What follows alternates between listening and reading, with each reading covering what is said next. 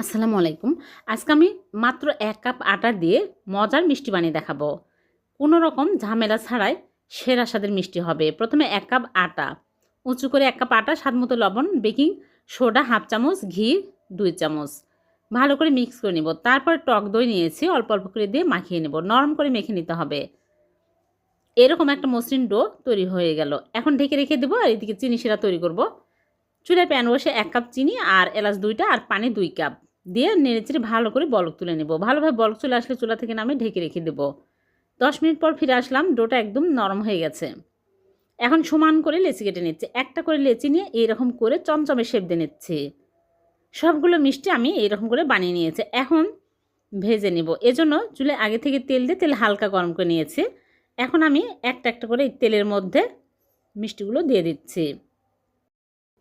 সবগুলো মিষ্টি দিয়ে আমি উল্টে পাল্টে ভেজে নেব। এরকম কালার হলেই তুলে নিচ্ছি। তুলে সাথে সাথে আমি গরম শিরার মধ্যে গরম মিষ্টিগুলো দিয়ে দিচ্ছি। দিয়ে আমি উল্টিয়ে পাল্টিয়ে ঢেকে রেখে দিব ১০ থেকে ১৫ মিনিট।